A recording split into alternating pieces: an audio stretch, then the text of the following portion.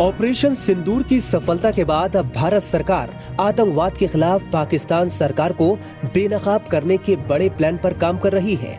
अलग अलग राजनयिक दलों के सांसदों को विदेश भेजने की तैयारी लगभग पूरी हो चुकी है।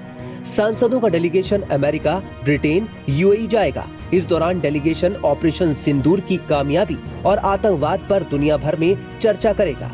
जानकारी के मुताबिक भारत के डेलीगेशन में 40 सांसद हो सकते हैं। 23 मई से 10 दिनों के दौरे पर भारत का डेलीगेशन कई देशों की यात्रा करेगा। संसदीय कार्य मंत्रालय ने शनिवार को एक प्रेस विज्ञप्ति में कहा कि ऑपरेशन सिंदूर और सीमा पार आतंकवाद के खिलाफ भारत की निरंतर लड़ाई के संदर्भ में 7 सर्वदलीय प्रतिनिधिमंडल इस महीने के आखिर में संयुक्त राष्ट्र सुरक्षा परिषद के सदस्यों समेत प्रमुख साझेदार देशों का दौरा करने वाला है। जो सांसद विदेश दौरे पर 7 प्रतिनिधि मंडलों का नेतृत्व करेंगे, उनमें 4 सत्तारूढ़ एनडीए से हैं, जबकि 3 विपक्षी दलों से हैं। इन सांसदों के नाम हैं कांग्रेस के शशि थरूर, बीजेपी के रविशंकर प्रसाद, जेडीयू के संजय कुमार झा, बीजेपी के बैजयंत पांडा, डीएमके की कनिमोझी करुणानिधि, एनसीपी की सुप्रिया सुले और शिवसेना के श्रीकांत एकनाथ शिंदे। प्रत्येक प्रतिनिधिमंडल लगभग 5 देशों का दौरा कर सकता है। ये दौरा 23 मई से शुरू होकर 10 दिनों तक चलेगा।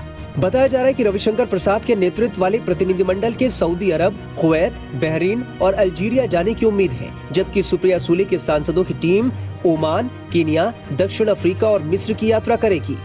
ये पहली बार है कि केंद्र सरकार पाकिस्तान प्रायोजित आतंकवाद पर भारत का रुख दुनिया के सामने पेश करने के लिए कई दलों के सांसदों को डिप्लॉय कर रही है। संसदीय कार्य मंत्री किरण रिजिजू इस अंतर्राष्ट्रीय दौरे का इंतजाम देख रहे हैं। आई थिंक ये बेहद जरूरी है और बहुत अच्छा कदम है।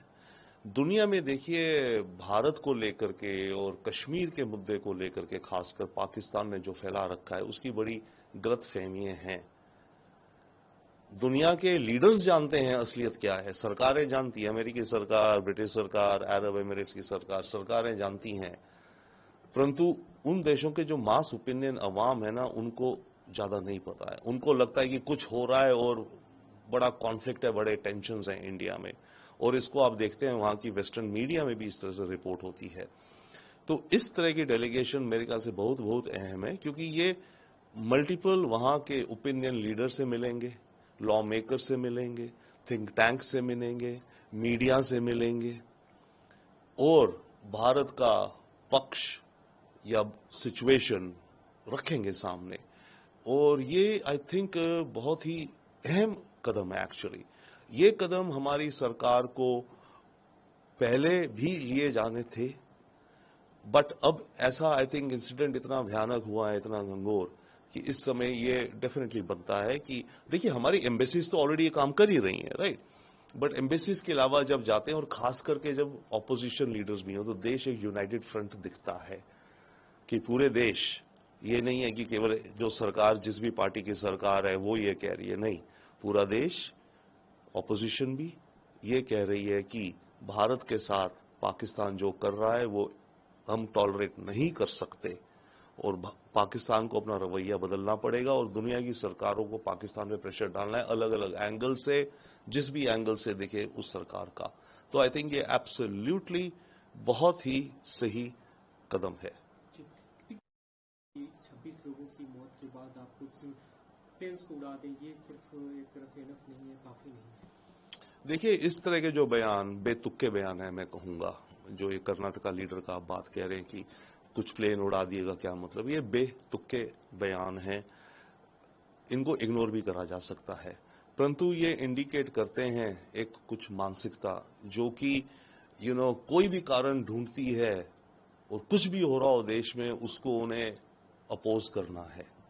और इस तरह का बेतुका विदाउट कॉमन सेंस का बयान मेरे ख्याल से हमें अपने लीडर से एक्सपेक्ट नहीं करते हैं और ना ही होना चाहिए। तो मेरे ख्याल से वक्त है डेफिनेटली कि हमारे जो लीडर्स हैं वो अपने डिग्निटी को खुद संभालें और इस तरह की बातें करके अपने देश के अंदर आई थिंक देश के अंदर अपने इस तरह की गलतफहमियों को पैदा ना करें। मेरी अपील है एक्चुअली कि ऐसे बेतुके, बिना कॉमन सेंस के बयान ना दिया करें हमारे ऑपोजिशन के लीडर या कोई भी ना करें।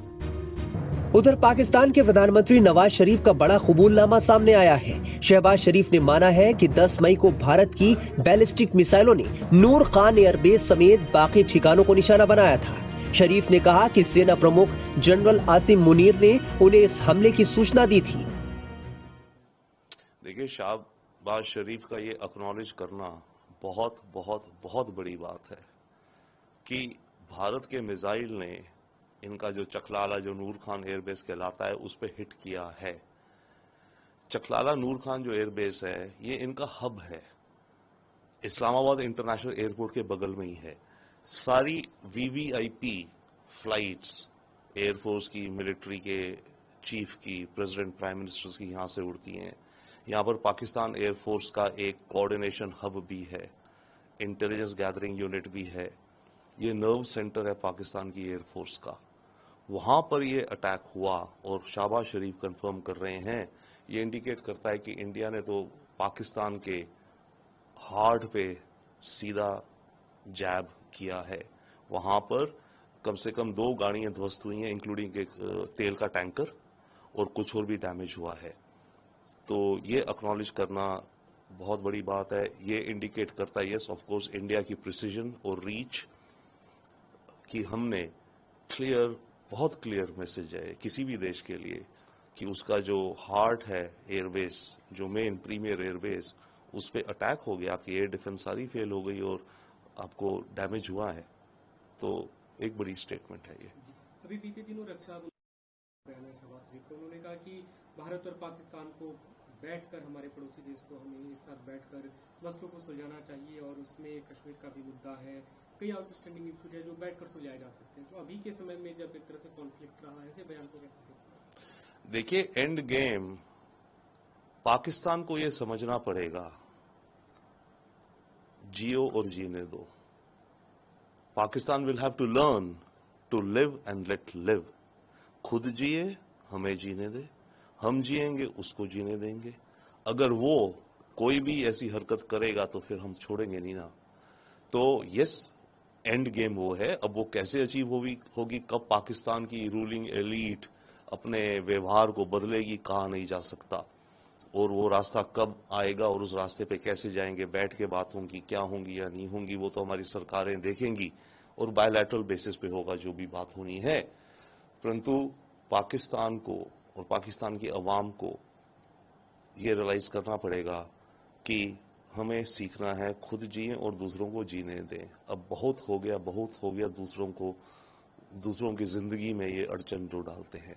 तो जब तक पाकिस्तान उस मुकाम तक नहीं पहुंचेगा, अनफॉर्चुनेटली, तब तक शायद एक लंबा रास्ता है जिसमें हम पाकिस्तान को, हमारी जो डॉक्ट्रिन है, टिट फॉर टैट। बता दें कि भारत ने 22 अप्रैल को पहलगाम में हुए आतंकी हमले के जवाब में 7 मई को ऑपरेशन सिंदूर शुरू किया था। इस ऑपरेशन के दौरान पाकिस्तान में 9 आतंकी ठिकानों को तबाह किया गया था, जिसमें 100 से ज्यादा आतंकी मारे गए थे।